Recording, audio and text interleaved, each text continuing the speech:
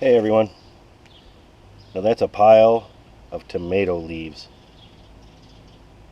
Come check out what the garden looks like, and I'll show you what I've been using to do my fertilizing. Okay, come on, we'll check it out.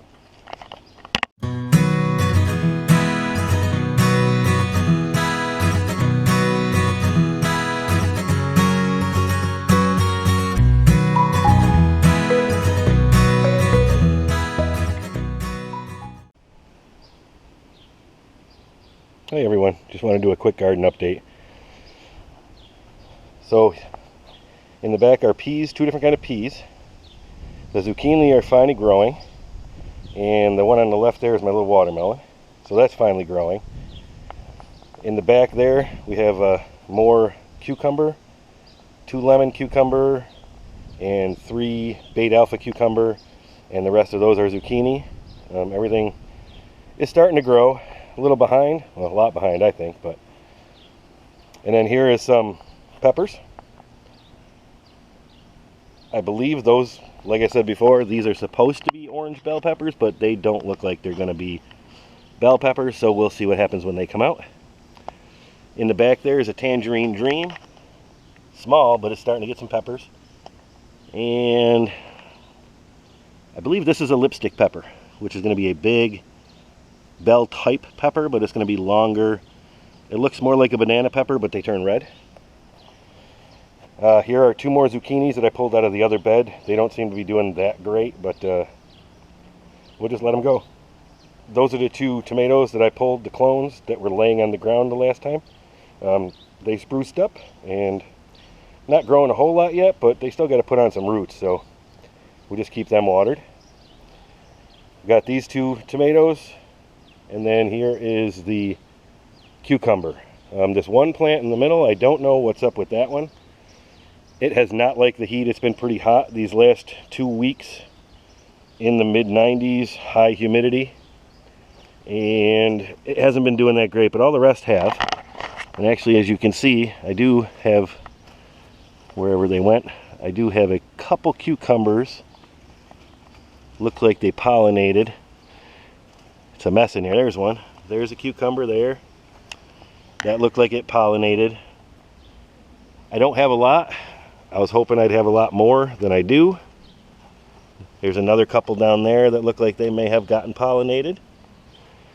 So we'll see what happens with that. And then here in the front are my carrots. They're doing pretty good. We'll see what happens with them too. Now we'll go to the buckets. And I'll tell you what I like about these buckets. These are wicking buckets, so you can actually fill them in the bottom about 3 inches. Well, 2.5 inches down there. And I do top water because I fertilize, so I will fill these. And then every once in a while I will top water so that it starts to break down the fertilizer I put in there. And anything that leaches down into the bottom, the plant will still get to and suck back up. So that's what I like about these wicking buckets. There's 2 buckets here. I'll link you to the video, or I'll put a link in the video, or I'll leave it so you can click on it at the end of this video on how I made those. But these tomatoes are doing okay. This one over here, this one is a porterhouse. This one's the one I think I was having the issue with some cat facing again. Trying to see. No, not really. It must be these. These ones here are the porterhouse, I think. They don't all look bad. See that right there? Hopefully you can see that. That's cat facing. There's nothing you can really do about it. You know, you can put some lime, you can do all that kind of stuff to help with blossom end rot and stuff like that, but I think it's just when it was cold in the spring, it was a colder spring, and the temperature changes. I guess that makes the plants do that sometimes when you get those cold swings. But here is a Bananarama pepper. This was from Rob Schaller. Hopefully you guys can see all those in there. And then down here is the Ancient Sword. There's a bunch growing on that one too. We finally got some rain the other day, and both of my tomato plants on the right were laying all the way flat over. because I didn't have them staked up yet, so I had to come and stake them up. Luckily it didn't do any damage. But this is the Dad's cherry tomato. Getting a bunch of those on there. I don't see any other tomatoes on those plants yet. Got my sunflowers opening up. Look at how pretty that looks. And I got another sprout there, if you call it a sprout. I don't know what you call them. And then one over here. And I got another little one right there that's starting. Hopefully those will do good. This is my albino bullnose pepper. These plants didn't grow that tall last year either, but it's starting to put out small peppers again, so that's good. And this is the giant serrano. Let's see if I can get in there and show you. It looks like there's going to be a lot of those guys. They're everywhere. All over. Again, that was also from Rob Schaller. And then the tomatoes.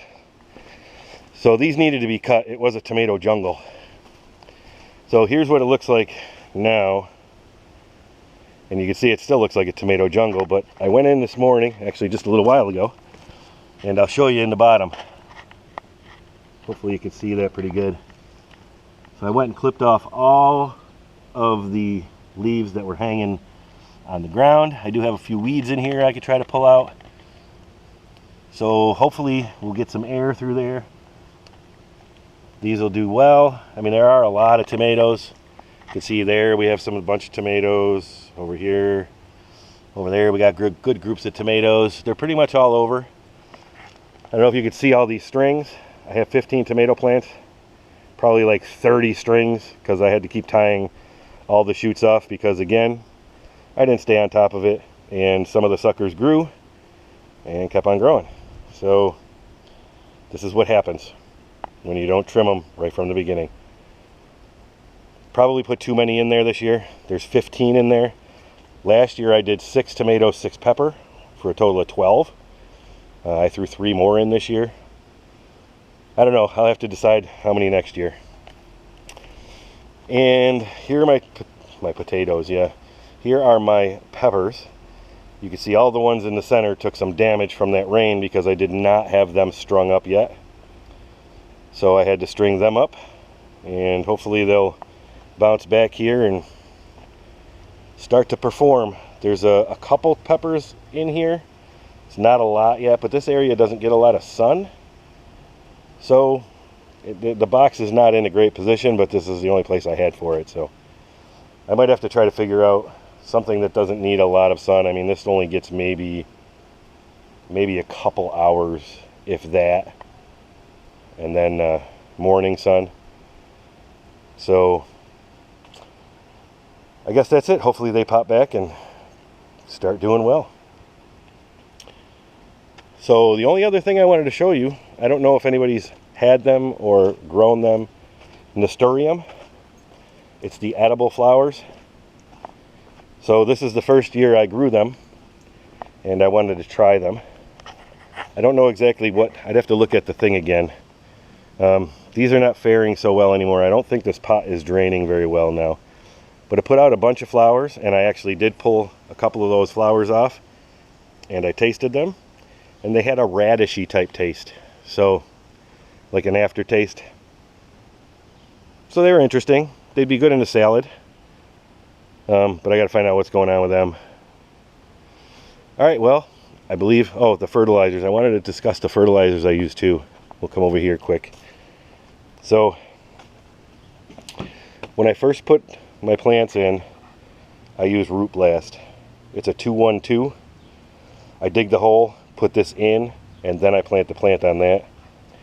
A few weeks after that, I gave it a good sprinkling of this. This is an all-purpose indoor-outdoor plant. It's a 19-6-12. So that was probably about 3-4 weeks after I planted. And then just a couple weeks ago, I put in Tomato Vegetable Garden, which is a 12-10-5. This is really to promote a lot of the growth. The last number is for the flowering and the fruiting. So the other two are basically for growth, healthy growth, and all that kind of stuff. There's a lot of MPK videos, so I'm not going to go into all that, but I just wanted to show you what they had, each one had in it. And then in another probably a couple weeks, I'll probably put some more of this on there, and then we'll see from there. I normally don't fertilize later in the season. I normally just let it go. Maybe I should get something more on the order of something between these two that bumps up that last number and the middle number. Something like maybe like a 5, 10, 10 type of thing or something. But I guess that's it for this video. Alright? If you guys liked the video, please click that like button. Please subscribe and leave a comment. Alright? Thanks. See ya.